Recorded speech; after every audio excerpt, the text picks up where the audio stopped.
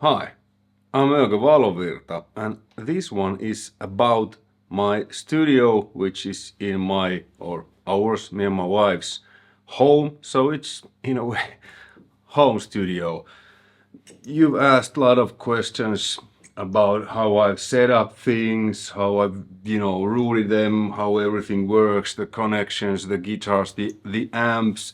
And I think I've mentioned those and done some separate videos, but I thought that since it's been probably over a year since I did my home studio tour, and that was a bit shorter, but on this one I thought that I'd go things through more detailedly. So this might be a bit long. I don't know it yet, but I'm pretty sure. So please check out the time codes, the sections below. So if you're interested in something, so I will go through guitars, amps, mixing gear, and cabinets, and I will divide this video so you can scroll through if you're not interested in some or are just looking for info about some of the stuff here. But let's start with the guitars. Welcome aboard. All right. I don't have all my guitars here. I have some in Finland because we're doing a summer comeback with my old band, previous band, not mine. I played guitar in it, so in a way it's mine, called Suburban Tribe, and we have practiced already a lot. We have 6 really big festival shows in Finland next summer, so it's pretty cool to play again with the boys, because we call it quits in 2011 to a pretty much sold out Finnish tours. We were pretty successful, gold albums and such. But anyways, 3 guitars of mine are in Helsinki, which I'm not gonna show you now. But let's start from the ESP shelf. So first is this is a ESP custom shop from the serial number is T0122. Well, whatever the year is, I think it's 2009. T09 ESP custom shop. It's like a, as you can see, a Telecaster shaped, but it's basically a Les Paul with 2 humbuckers. There's volume, 3-way pickup switch. It's a 7-string guitar, and I use this a lot in Suburban Tribe. So my other 7-string guitar, the Ferrari Red Viper, which is a custom shop also with 1 pickup. That's in Finland now, because some of our songs I used 7 strings, and this is tuned to E flat, and then the 7th lower string is dropped, so it's a drop G sharp or A flat, whatever you wanna call it. Locking tuners, 24 frets, but it's kind of like a Les Paul in a shape of Telecaster with a longer scale and extra string. And I used this on CYHRA's first American tour in 2017 to play some of the songs. Nowadays I use a drop pedal to drop the guitar down a little bit for those songs and just C strings. This used to be like Snow White, but at least here in this lighting it's more like Olympic white. Great guitar, really heavy, really thick sound, string through, battery compartment here. And I don't remember these pickups. I think these are EMG 81 and 85, just with the 7-string versions. And here is E2, which I only used when I recorded something, like for albums and stuff. It has Evertune, so it keeps the tuning a lot. I use this a lot on our CYHRA's latest album, the Vertigo Trigger, on rhythm guitars, especially choruses, where sometimes there were like 7, 6 or 8 guitar parts, chords, octaves, harmonies. So things just stay in tune really well. And I've said this so that I can actually bend. It just stays in tune. I don't like, maybe it's just a question of, I don't know, getting used to the feel is a bit spongy, because you know how the Evertune works, so the spring, so it always compensates and keeps everything in tune. But it's a great studio tool. I've used this on other stuff as well. and not just CYHRA. If there's some really big chords, like layers of them, so, and I want everything to be in tune. Locking tuners. This is a 2017 made in Japan. So E2 is nowadays what used to be kind of the ESP standard series, like made at the Japan factory, but not handmade like custom shops. EMG 81 and 85 pickups, your basic Les Paul, you know, scale, jumbo frets, 22 jumbo frets. I think this neck profile is kind of like a thin U. No, that's that. Then this one would used to be also snow white, but it's more like vintage white or Olympic white. This has been my main guitar in CYHRA since we started from 2017. I use this a lot in Shining also. These are my signature series. You can buy these from Japan custom shop, and quite a few people have bought these. Since it's a custom shop, it's handmade. The price is a bit hefty, and it can take 2 years to you know, from your order, but it's worth it. This is great. This is a thick U neck, 22 jumbo frets, normal, not stainless steel. But when these will wear out, I'm gonna change to stainless steel. So I'm getting used to like them. I've started to like them a lot. I have those on a couple of my guitars. We're gonna go into that. Got locking tuners, EMG 81, 85, ebony fingerboard, you know, maple neck, mahogany body, maple top, some battle scars. This is yeah, it's a great guitar. This is the only guitar that these my signatures that I haven't done anything after I received them, because these were made to my specs, you know, exact specs. So these are ready to go to me straight from the shop. Everything is like I want. Fantastic guitar. And this is the first one they made to me. It's exactly the same, just with reversed color, or this is the original, that's the reversed color.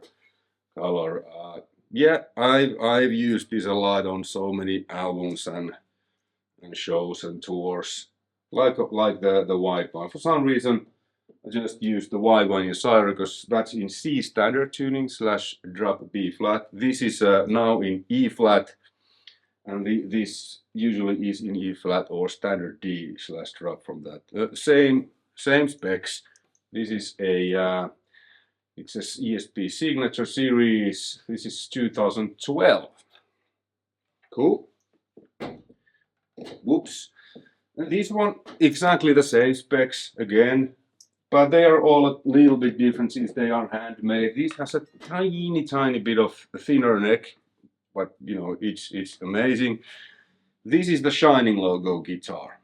It has a Shining logo, you can see a little bit there. So I used this in Shining too. This one and these two. But then when I left Shining in 2017 and joined CYHRA, I decided just to put stickers because it would feel a bit weird to me to play with a guitar that has my X-Band's logo. So yeah, same specs, same pickups, same everything. Just these stickers. Then it's a Mirage Custom from 87, I believe. There's no serial number, not under the pickups, not here, not anywhere. Absolutely fantastic guitar. I've used this a lot live with CYHRA recently. This is I think it was a maple neck through, alder wings, ebony fretboard. This has a stainless steel frets. They are like jumbo, but they are a bit thinner than jumbo, like this. These were here when I bought the guitar. The pickups are EMG 81, S, and S, and the center pickup is really low. 2 reasons: that it's not on my web when I pick, and then when I switch into that pickup, since it's single con and it's so low, the sound cleans really nicely. So that's amazing. The Floyd is a shallow Lackmeister. One volume, it was here, but it's on my way. I removed it. The tone was here and the volume is here. No tone. 5-way pickup switch, and a few tones stuff, the big brass L block, noisy springs, the stopper, and the claw. So this goes only down, which I like, and it's top mounted, which I like too. So it's higher, it feels like a Les Paul. Then I have the EVH drop tuner, so I can drop it and make it to standard. It's amazing. The radius is 16-inch all the way. These ones, these have all 12-inch all the way. Great guitar. Then this one is pretty much the same, except it's a Mirage Deluxe. And I believe this is from 87 too. Maple neck, ebony fingerboard. This has 22 frets. That had 24. These are jumbo frets, and these are starting to be finished. They're not actually jumbo anymore, more like medium. But when they are done, when I can't level them anymore, I will put a stainless steel jumbos on this one. EMG 81 and EMG SA, which is a bit harder single coil than the S. 3-way pickup switch, and then gain boost, which I don't really use, but it's there, you know, if I want to have endless sustained feedback. 1 volume, shallow Lackmeister, and the same FU tones. Upgrade stuff here. Really nice guitar also. I like this a lot. So this had the Sinclair tremor. This is mounted here. So what I did, because it was too low for me, it felt too like the hand kinda, because when I have it like this, the hand didn't feel right. But now when it's higher, it lands here like on this one where it's top mounted. It's pretty high, the bridge. So it feels like playing with a Les Paul bridge where I rest my hand. So what I did is I shimmed the neck to make it higher, so I could move this up, and then all of these I can now have the drop tuner without carving, you know, anything there, because it's higher, it feels better, and have the drop tuner there. So this came with a Sinclair bridge, so I needed to make a little room on the sides here to fit the Lackmeister. But the poles, they are actually from the Sinclair bridge, like on that one too, the custom. So fits just straight in there. So that's it. You could, these came also as a non-reverse, like a top loader, so to say. But this one had this, but I solved the problem by shimming the neck up so I could raise the bridge up. Cool. Then the Pinky, I've done video, which is a reverse headstock one. It's M1 Custom.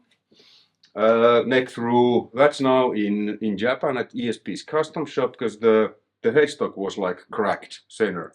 So I played a few shows with that. I just taped it together with a red gaffer tape. Now ESP is returning it to its original glory. I will do a separate video of that when I got it back. Then this other rack, well, there's other stuff than ESP. This is a Warmoth. This is old guitar. I've had this only over 20 years. It has seen many incarnations, wood colored, whatever. But now what it is, it has a Floyd Rose that's been there forever, always. Original Floyd Rose with the exact same FU tone stuff. So it goes down, and it's a so-called top loader, non-reversed, drop tuner, 1 volume, 3-way pickup switch, EMG 81 and EMG S. And the neck is obviously Warmoth. A neck, I did a video a while ago about this one. It's a thin U with 22 stainless steel jumbo frets. These tuners are Godos. These are actually from the Pinky, the 87 Pinky, because I changed black hardware to that. So these are old tuners. They still work fine. This guitar plays and sounds amazing. Really like it. Great guitar. Then I have EVH Frankie that I Frankensteined even more. So this neck, even though it says ESP, it's a warmoth neck. This neck used to be on that guitar that I just showed you. 22 jumbo frets, not stainless steel. It has these locking tuners, which is kind of like you don't really need when you have this, but you know, why not? And what else I've done? Yeah, remove the volume from here because it's on my way as far as possible. And then this is activated, so this actually works. This pickup, it's rooted, and it might have a 3-way pickup switch, reach both necks. This is a EVH licensed Floyd with the drop tuner. I replaced because the original, for some reason I broke that. Too heavy-handed, but it wasn't just. Can't remember why. It wasn't just working, so I ordered a new one, and this works. Didn't hold the tuning or whatever. I don't know. What was it? Maybe it was EVH licensed, because usually these licensed, they are a bit cheaper than the original, like Floyd's, for a reason, because they are cheaper, so they're cheaper material. The same FU Jones stuff, like on all the others. Big brass L plug, the stopper, so. And you could have this rested on the body, but I like my springs to be you know, really not loose. So when I do big bends or double stops, the bridge doesn't go like this. So this actually start to sink into the body. So I have the springs so tight. So I did this. Now it's fine. Then I have N4 made in Japan. I bought a little bit over a year ago when we were there touring with CYHRA. This I've done quite a lot. So all the hardware is replaced. This is a licensed Floyd that I bought from my friend. It works just fine, but it's licensed. But you know, I don't use this live, so it's okay. The pickup is a Bill and Becky Lawrence, aka Wild Pickups. 500 XL. This is the original 59 Duncan that it had. And I replaced the nut, the tuners, and then I added this, you know, this thing here, because it didn't have. So, you know, what happens if you don't have the string retainer is when you tune the guitar, if the angle isn't right, then when you tighten the nut, it goes sharp. So with this one, it angles it right way. You tune it, and then when you tighten it, it's the same tuning. This is a and yeah, the radius on those necks, those warmoth necks, is a 12 to 16 inch compound radius. This is a 10-inch radius all the way. It's a little more windage. These used to be jumbo frets, but these been leveled by a great Swiss luthier. Do you know? Was Tedeschi, Tino, but Tino is a great guy. So he leveled the frets and crowned them, and some of them were a bit, you know, puffed out. So he glued everything back. So this is pretty much like a new. They're not jumbo anymore, but they will be fine. God of tuners, and then what Tino also did, this. So I could have the drop tuner. So he extended because this used to have a shallower, the old shallow original with the shorter these poles. So he extended this and then made this kind of thing for the, so I could put a drop tuner in there, which is fantastic. And again, the same FU tones stuff. I believe this is from 91. Awesome guitar. Then this is a Tokai custom shop. Tokai made to Musamaailma Finnish music store in, well, this is, if I'm reading this right, this is 2016. This is the best Strat I've ever played or tried. And I've tried probably thousands, because I also work as a guitar tech here at the local music shop approximately once a week. I haven't found better than this one. And when I bought this one, I tried probably 30 or 40. So guys, this was the best. So I can't remember the specs now. These are some, I think this is a 59 Duncan. These are some kind of vintage Duncans, you know, if it sounds good, it's good. Again, volume removed from here, so there's one volume, one tone, 5-way pickup switch, and this has a push and pull, so makes this a single coil. Wilkinson bridge that is kind of flowing, so I can do a little vibrato thing. Lucky Gata tuners. This is a, if I remember correctly, a 9-inch radius, so not completely vintage. Like a vintage Strat, the radius is 7 or 7.5, but it's definitely rounder and feels rounder than the 16-inch and the 12-inch radius is.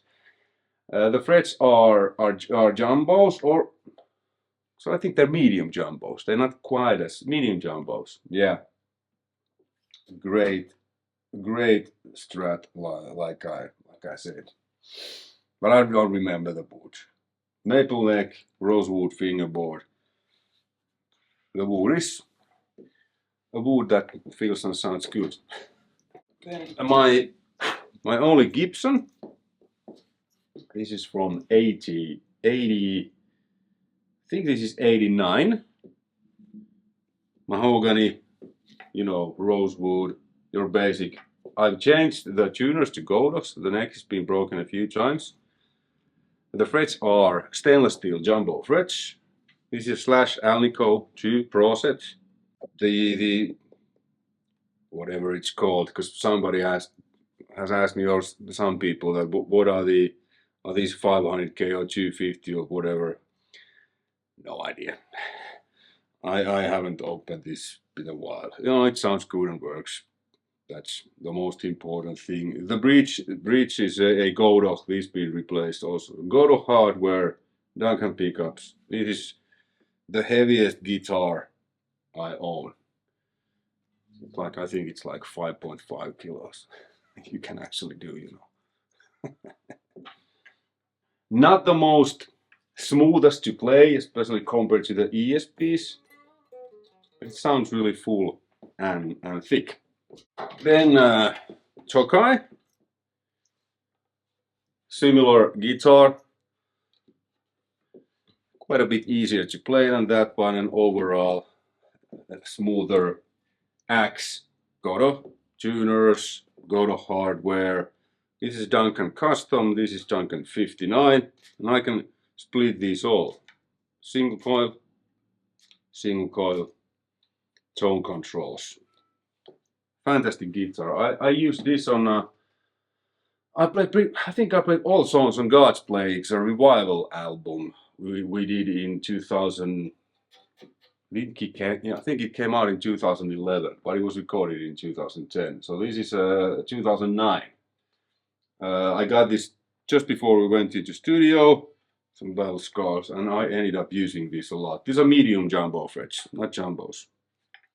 Then Tokai Warmoth hybrid. So the body is Tokai. I don't know the boot. This is old guitar. I've used this on many albums. I think every single CYHRA album, many Suburban Tribe stuff.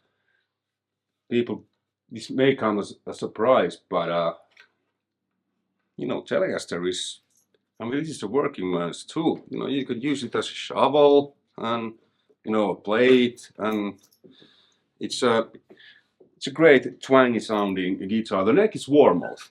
This is a thick neck, so here it's a bit thinner and rounder, and here it starts to go a little thicker and almost a V-shaped neck. These are shallow tuners, 22 jumbo frets. These are, I think these are Duncan like antiquity series, really vintage kind of low output pickups. Your usual 3-way pickup switch. The big card is somewhere. But yeah, great guitar. I've used this a lot. And on my solo albums, there's these chicken picking, twangy country songs. It's this one. Then a LTD, my only LTD, Phoenix. Great guitar. This is from 2020.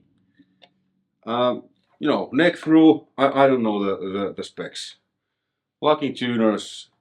or well, I don't know the wood, except that it feels good and sounds good. Ebony, I think it's ebony fingerboard, or really dark mahogany. Oh, rosewood, sorry. 22 jumbo frets. This is a Fat Cat, which is a P90 single coil. This is a Duncan custom, which is my favorite Duncan, pretty much. Or if I'd have to choose one, I would choose this. I like the slash pickups too. And these I can make single coil. This is completely stuck. Great guitar. Made in Korea. Then here is the almost legendary tom that I've got offered a lot of money during the years, but this is not for sale. This is the only one like this in the world. It looks a bit like the Kerry King, but the specs are different. So yeah, maple neck through. So you can see the banana, the large banana headstock, almost like the Eat Fuck headstock, but reversed. Ebony fingerboard, 22 jumbo frets, and the scale is Les Paul scale, 24.75 inches. Original Floyd Rose. This is the only Floyd Rose guitar I have that it's floating. This is from 2005. So I got the ESP deal in 2004.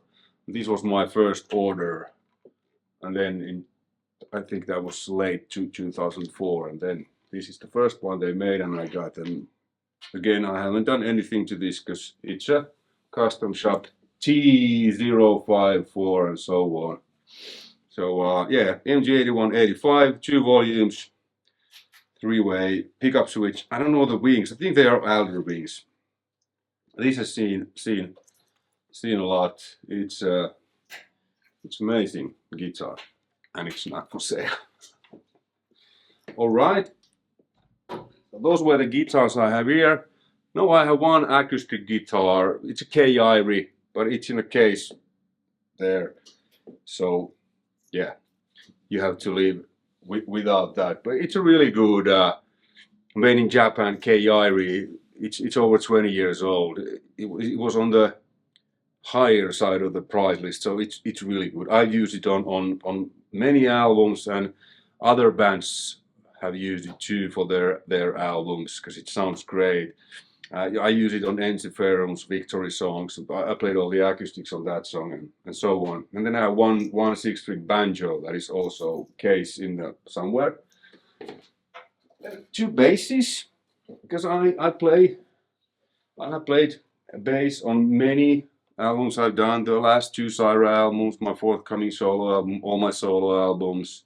And so on. This is a LTD Deluxe, completely stock, made in Indonesia.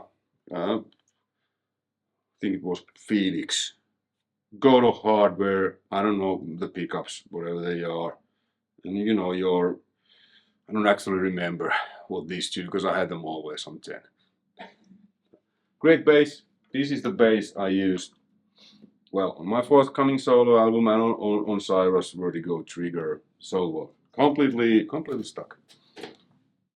Another ESP I got from ESP a while ago. Thank you, Tony Rosser. This is the reissue ESP 87 series. Indonesia, made in Indonesia. LTD Surveyor 87.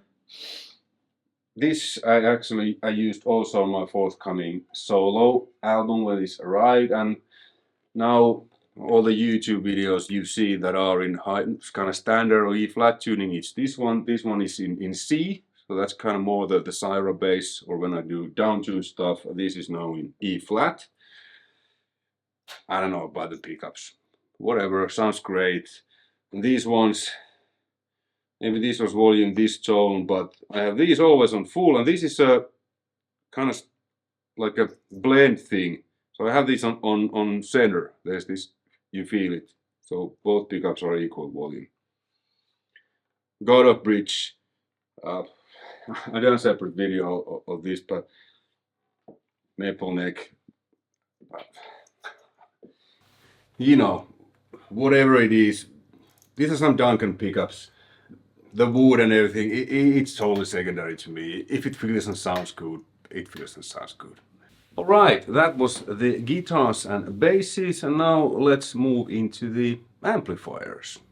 First, let's go through I'm gonna go through the signal chain, even though I do that pretty much every video, but I think it's pretty important, obviously. So the signal comes from guitar or bass, then it goes to the pedal board there. From the pedal board it goes to a Radials reamp station, which is a combined DI box and reamper. Then the output from the reamper box, it goes to my audio interface, so I can record a DI sound.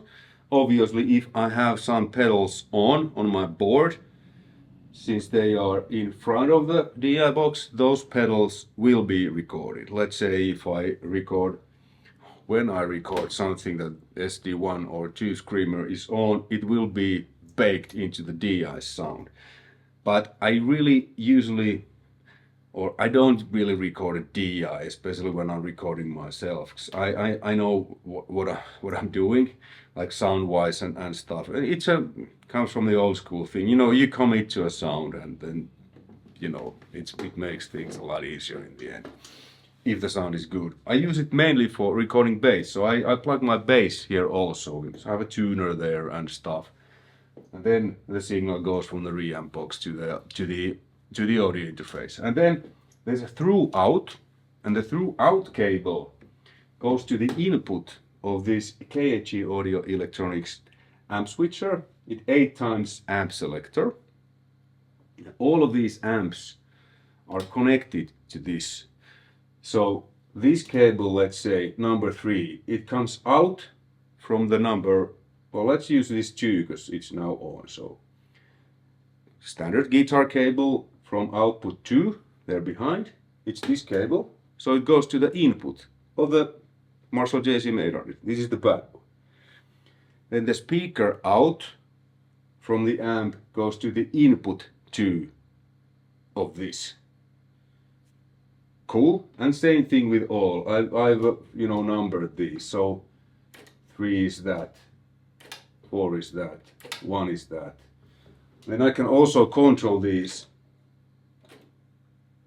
from my pedal board, where I have a GLAT GC3 switcher. Cool. Okay, now all the amps are connected to the KHE. Then there's a speaker out. There's actually 2 speaker outs. I'm using one. It goes to Fryet's power station, you know, where I'm attenuating a bit, or if I'm playing late hours, something, I'll attenuate a bit more. And sometimes, don't tell my wife, I'm not attenuating at all. And it's insanely loud, even though the room where the cats are is isolated. But, you know, when you crank up 120 watt PV or 100 watt, well, it says 100 watt, but the bad boy is actually 140 watts. It's been measured. It's loud. So yeah, the signal from the power station, the speaker cable, long cable, goes to another room, but we'll get into that soon.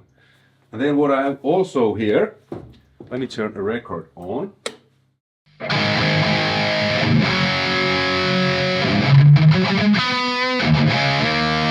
Okay, so now the bad boy is on, and then I have set these so from the GLAT there goes a MIDI cable which controls this.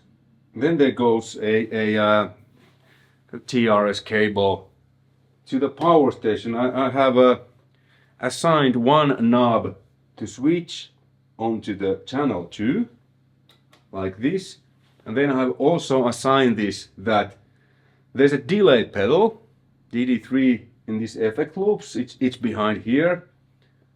On this kind of channel 2, the delay is in there, so it's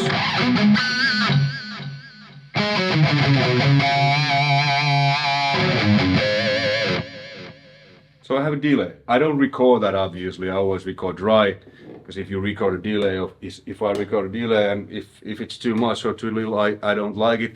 There's nothing I can do to it since it's baked into the signal. So I always record dry and then add the delays later. But it's a cool thing when you just jam it.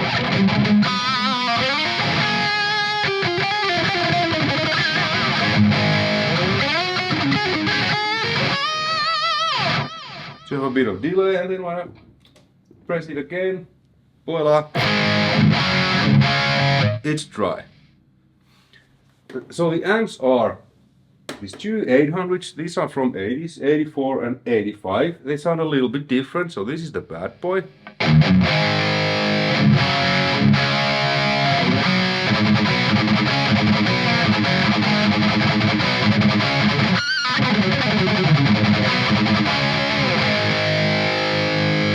This is the little brother from 85.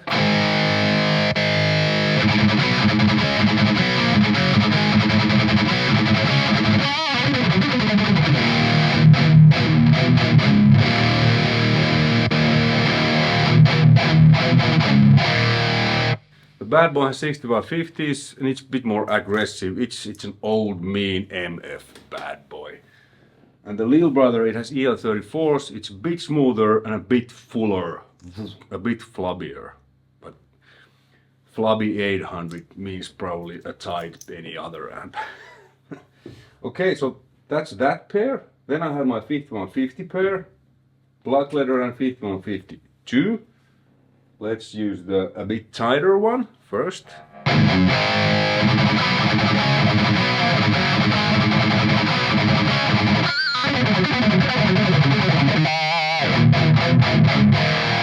Then the black leather.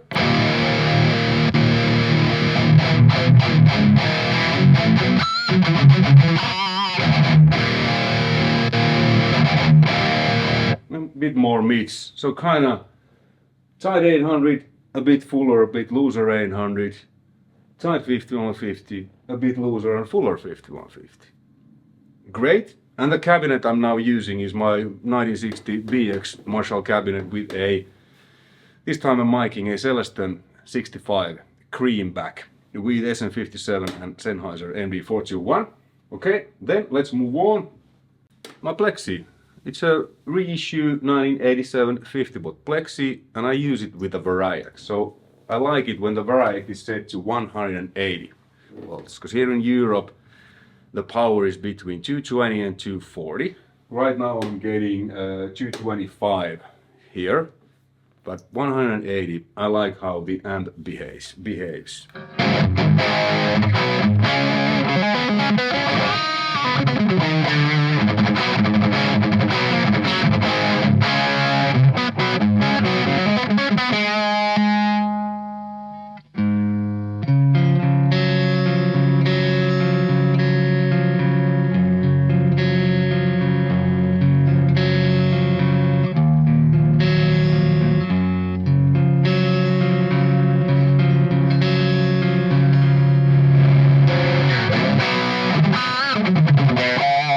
Plexi is great because it's so dynamic, it cleans really nicely and stuff, so you don't need any extra channels like with 800.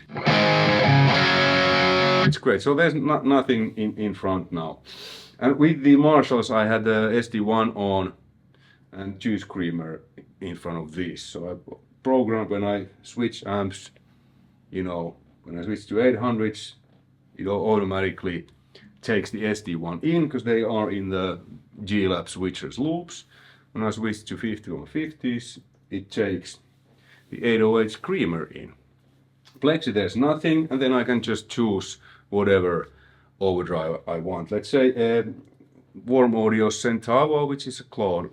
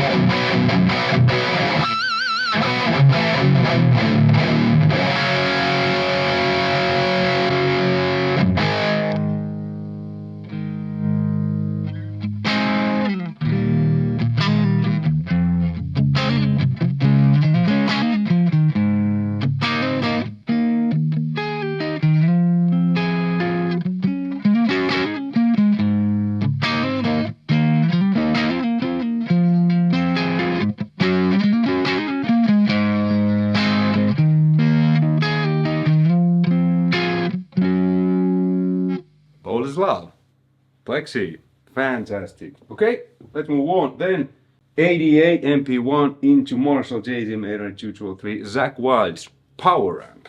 And that's I usually use it as a clean and with a chorus. And now the hysteria. This is.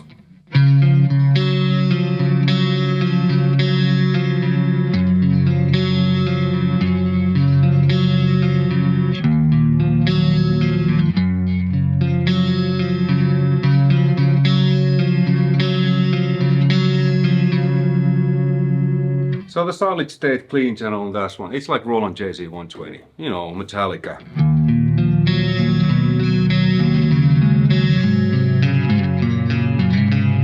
Great stuff. And then the JC2000, which I mainly also use as a clean. It's awesome clean, a little bit brighter and spankier than the 88.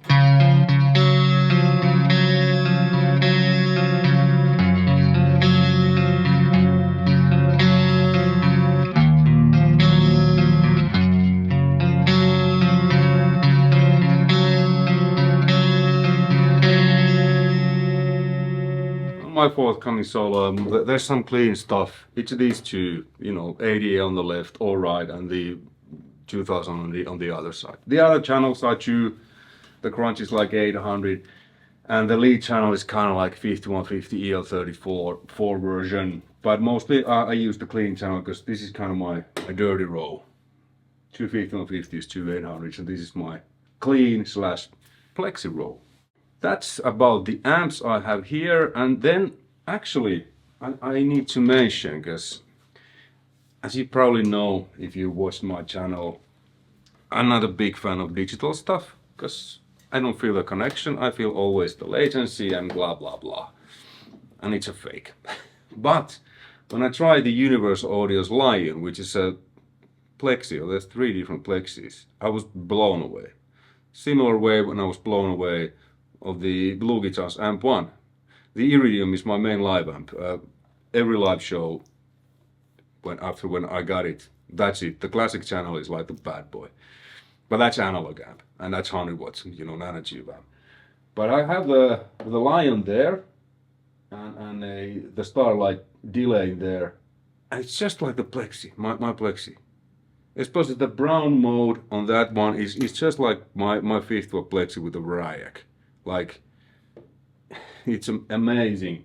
So when I use that, I just unplugged the cable from the radio and then just plugged it into the Lion, and then it goes, these 2 cables, these are outputs from the delay, so, and then they're spread. So like yesterday I noodled whole day. I was supposed to do this video and some other videos, but I just, you know, got lost in time with that because it's just amazing. So that Lion, you know, if you don't want to spend thousands of dollars for a real Plexi and a cabinet and microphones and isolated rooms, get the UAD Universal Audio UAFX Lion 68 Plexi. There's 3 different Plexis and it's just like the real thing. Amazing. Right, so this is the workshop and the cabinet room. So here's the, you know, where I set up guitars and do whatnots. Cool pictures. There's me, my friend Nico Hartonen. You will hear him soon when he sings. And then Zakk Wylde. You know, that was 2005, I think. We had a great day and evening and a night together. Black Label Society was playing Helsinki, and local music magazine, Finnish local music magazine called Soundi arranged a meeting. Me and Zakk, we were supposed to, you know, chat a 15 minutes, take pictures. We ended up hanging the whole day and evening, and then, you know, night was a Black Label Society show, and it was a great day. We also played guitar at my Tokai there. Kind of became friends whenever Zakk was in Finland. You know, he asked me that where was I, because Nico and Zakk met many times, but I was always on tour when Zach was in Finland. So I think we met a couple of times, but it was a cool thing that he was asking, hey, where's that younger me? So anyway, if you're watching this, Zach, probably not. Good times, good times. As you can see, maybe don't, but I was still drinking back in the day, like Zach, but we've both been sober for many years now. Okay, so this is that. This is Suburban Trucks and Gold album. This is a poster when we did 4 shows with full symphony orchestra in Finland with the Suburban Tribe. Really cool. Here's also my CYHRA and live rig in general. Just got back home from tour. As you can hear, I have a bit of a fool. Here's the pedal board, simple stuff. Tuner, overdrive, you know. It's a Temple audio board. And then my amp. Here's the cable snake. Some other cabling. XLR cables. Here's the amp. This sits on side of the stage or on top of the cabinet. So usually or pretty much always the audience hears the amp through the New Neighbor iconoclast speaker sim. You know, mono in, 2 out, and then goes here out from the radial DI box. And then on bigger stages, I ran this to a cabinet also. That's just for the feel to the stage. So this is a 100-watt nanotube amp. This is as loud. It sounds pretty much dead on like my 800 bad boy. This is absolutely amazing. And I don't have to have a load with this one. So I can just use the, you know, direct line out and use the cab sim. I really like this New Neighbor iconoclast. I've been using this since 2017 and these 2 or 3 years. So easy stuff. I don't need to rent any backline or any amps or 800s because to me the amp 1 Iridium's classic channel is like my bad boy JZM 800. So I can carry my whole rig with me in this belly case. And you know, cabinet wise, all venues and festivals have Marshall cabinets. So that'll do the job just fine. Okay, this is a bit tricky to film, but here's the 2 Marshall cabinets. This is the vintage cabinet, and there's 3 Marshall vintage speakers, 1 Celestion V30. And this has been my go-to miking setup for many years. So there's 2 SM57s in the Fredman style with the Fredman clip in front of the Marshall vintage, and here is a Shure SM57 and SE Electronics VR1 ribbon mic in front of the Celestion V30. Both classic setups, and both of these pairs, they are summed with the Radial's Mix 2-to-1 Sami mixer. In this cabinet here is the 1960BX. And I have there 2 greenbacks like this, and then creamback 65 and creamback 75. Well, that's mic'd with a Sennheiser MD421 and SM57, and these are, the MD421 is a bit louder. This is almost on the same level. And then on the greenback here on the upper row, I have a single Sennheiser E906. It works great. I mainly use a greenback with plexi, or then this 65-watt greenback. Then I have Audix i5 here also, but it's not connected.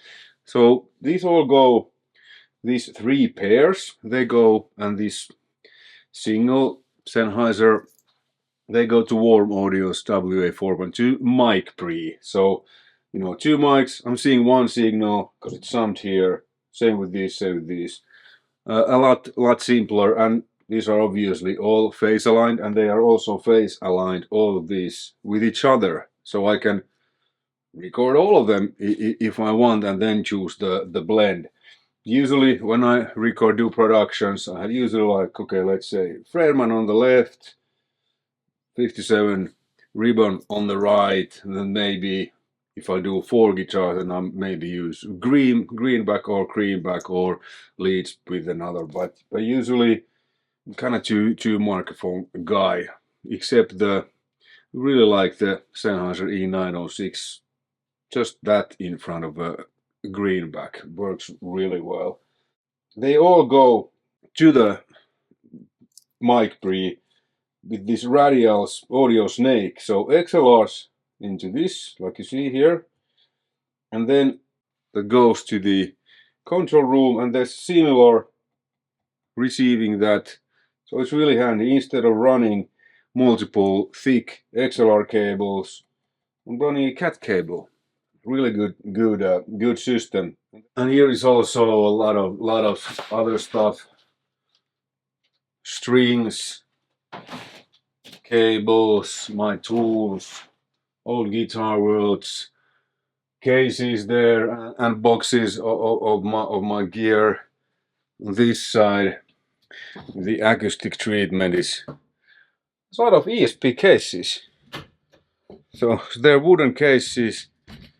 You know, the acoustic here is actually pretty cool. So this is the workshop slash cabinet room. Right, now let's move into the mixing section. Alright, last section, mixing. So I use a hybrid setup, so I have a bunch of outboard gear, and then you know the rest of the stuff is plugins. But the workflow is as close as I can get to an analog desk. So let's go through the stuff. So my DAW is Logic. The computer is an Intel iMac from 2020, which I've pimped. The 64 gigabytes of memory, and then the graphic card was the best one. You know, these came. So it's a pimped one. I haven't had any problems. I knew that they're going to release the studio versions with the M1 chips, but my previous iMac it called it quits after 10 years, so I needed to have a new computer. I couldn't wait for 6 months or whatever because I had working line. So, but this works, you know, has been working amazingly well so far.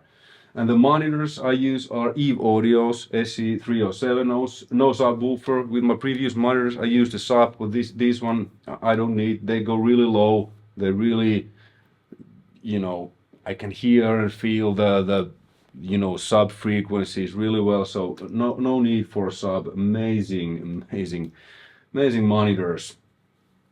But let's start. Yeah, DAW, I have a session there open, and I use the solid state Logic's these controllers. So I try to do as much like in the analog work. Obviously editing and stuff I need to do with the mouse, but when I'm actually mixing, when all the edits are done and everything, I'm using, I can show you. Let's just press play. This is a track from my forthcoming solo. This is a Japan bonus track, so you hear a small, you know, piece from that.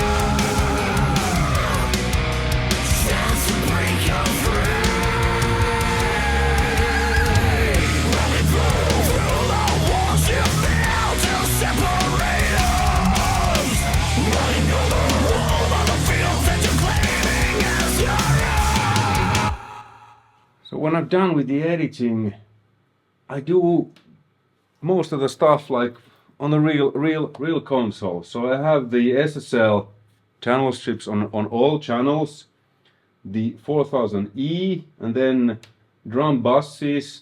On this mix I had, and on most mixes, is the 9000 series.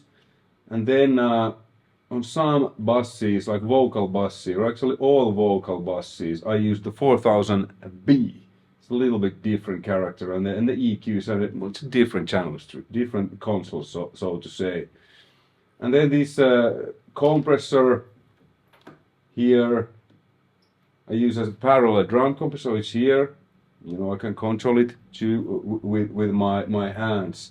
So this is really awesome. I really like this 360, you know, environment that Solid State has created. And then, as you can see, there's not that much other plugins. There's some U80 11.6 compressors on toms, an OX sound soothe to remove some harshness from cymbals. Soft Tube's Tube Tech, which is a pull tech on bass kick bass, and then hardware reverbs, all drum reverbs that I use are hardware, but not that much. Some Wave C6 multiband compressor on rhythm guitars, and then soothe to, you know, cut out some harsh upper mid frequencies, just a tiny amount. And vocals, there's a Cells vocal strip that I mainly use, and then, you know, in the bass I have isotopes, like auto level. It's kind of like, well, what it says, auto level thing, so it kind of smoothens out the vocals between a different range what I need to do, so I don't really need to go and edit them hand in hand and gain stage them. This does it. It fastens the workflow a lot. And then your classic 11.6 on the bass. This is always set the same, so I mix into this. Depending how hard I drive these individual channels to the bass, the more compression I get, the harder I drive. Then I have a individual compressor on these individual vocal tracks, you know, by using the vocal strips compressor. And then soothe to cut out some, you know, S's if there's any, and a limiter just to keep the vocal bass in the pocket, so to say. And the 4000B, don't think I did. Well, I boosted actually a little bit lows and a little bit highs. You know, after all the compressor and de-essing, I felt like I needed some more of that back.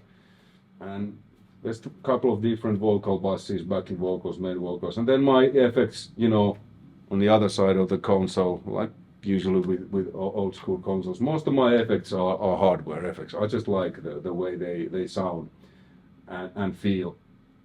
So that's that. And then let's move to the outboard gear. So first is here is the Warmodius W412 mic pre that I mentioned, that all the microphones from the cabs are going. Then I have the TC Electronics D2 delay set to usually to a ping pong, so I use it as a vocal throw delay and guitar throw delay on leads if I want some movement. Lexicon's PCM70, which is that's the guitar lead delay, and it's set either to pan delays or circular delays preset. Really classic 80s preset, made famous by, for example, Steve Lukather. And then this Black Lions TG1, this powers everything. So if I press this, everything shuts down. So everything's connected to this one. There's one cable to the amps, and then the amps are connected to that, speakers, everything.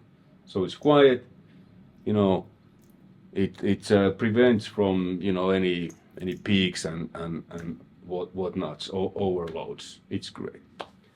And the audio interface is Steinberg's AXR4T Thunderbolt. That's Steinberg's flagship interface. I really like that, especially because it has 16 channels of ADAT ins and outs. On this side, all of these stuff, they are connected to Ferrofish Pulse 16, which is an ADDA converter, and that's where the ADATs come in. So from the Steinberg, there's two ADAT cables coming into this, and then two back Each of them carries 8 channels of audio. So 16 in total, which means 8 stereo channels. These are all connected here. This is my mix bus.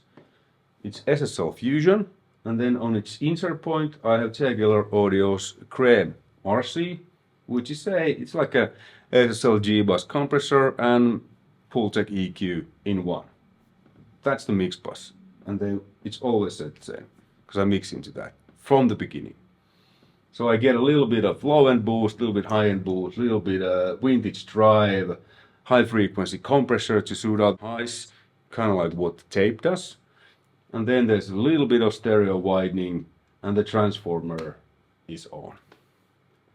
That's it. The compressor is always set the same. Attack 10 milliseconds, auto release 4:1 ratio, and the threshold is at 1. I don't really touch that either, because if I'm getting too little compression, then I'll just hit the bus harder. If I'm getting too much, I'll hit the bus not so hard. So they're always set the same. Then here I have a effect track. Here is Tegeler Audio's Roundside machine, which is a really good tube-driven room reverb. That's the main reverb with drums to me. Then Yamaha's Rev 100, really cheap, and doesn't sound really good, but in the context it does. So that's set to plate, drum plate, preset number 6. It works really well with this one, because this is really full and fat. This gives a bit more, kind of dirty plate, clang, that I many times blend in into that. Then I have Lexicon MPX1's tiled room. Pretty much always I send kick and snare and sometimes toms to that. So my drum reverbs are basically 3 reverbs, blended in depending on the mix. Room, plate, and the legendary Lexicon tiled room. And this Lexicon MPX 500, this is my ambient room, guitar room basically. The way I've said this, it's like, it's not like a room reverb or anything, it's more like an ambience mic from guitar, because like I showed you, I don't have ambience mics, and the room is so small that there would be no room for ambience mics. So this is my ambient mic. So I'm sending rhythm guitars and whatever guitars that I need a bit more room mic. I'm sending to this. This gives me the room mic sound. It's great. It was a preset that I tweaked a little bit. When I send a dry guitar bus to that, I can get then with the fader, the amount of room microphone I need. Then this is a Magnetismus 2. This is kind of like a transient shaper, tape emulator. So I'm sending usually pretty much always kick, snare and toms to this. And this is in parallel. Like I have my global parallel compression with the SSL bus compressor.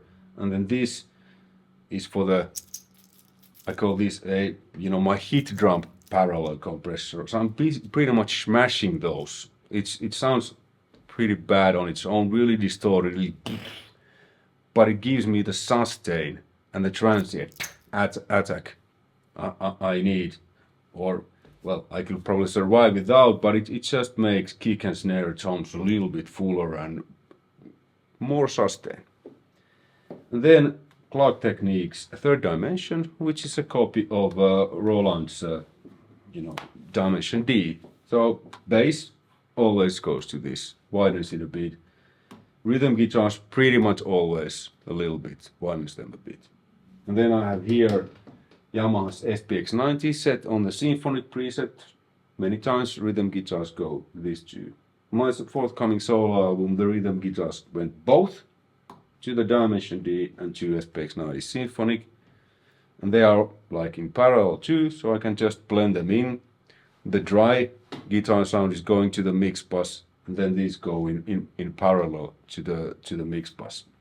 I like a parallel processing a lot, because then you have the original in-your-face dry sound, then you can just blend in the chorus, widening some room microphone sound there. And then here is Softube's this controller. As you can see, I changed the color of the knobs to SSL channel strip, because before SSL released the 4000E channel strip, I used, and I still sometimes use, especially when I'm revisiting the mixes I did with this. So I used, for example, CYHRA's The Vertigo Trigger, latest album. That's mixed with Soft Tube's SSL 4000. And they did that together with SSL, so it's like an official SSL. I have it there, because then I can load other channel strips too. SoftTube has a lot of really cool Neve channel strip API, you know, if for some reason I want to use something else than the SSL channel strip I just showed you. But SoftTube makes great stuff, so that's in there. And then one thing is that these are amazing. These works really well in my room, but I have calibrated my room or the setup with SonarWorks Sound ID, because even though this room, it's floating actually, it's floating room. The floor is floating, the wall, so this is kind of, it was built in as a hobby room when we moved here, and I didn't know that it's floating, but then I realized, oh, this room is actually floating, and the door is really thick. And then I just did the sound, you know, absorption things just by feel. So I have panels all over. The curtain, there's a big window. That's a really thick curtain, which does well. Bass traps, really thick on each corner. I don't have a cloud here, but the results I've gotten in this room, recording, mixing, mastering wise, are good. So you know what they say, if it ain't broken, don't fix it. So this room works really great, and it's even a tiny bit better, the listening environment with the SonarWorks stuff. So it's really flat, there's no coloration, so what I hear is exactly what it is. That was it. Thanks for watching. This was a little bit longer than usual, but hopefully you enjoyed and found this interesting and informative. If you have more questions, please put them in the section below, and I'll try to answer them. If not there, then I will do a Q&A video a bit after this video is out. All right, until next time, take care, all the best, bye.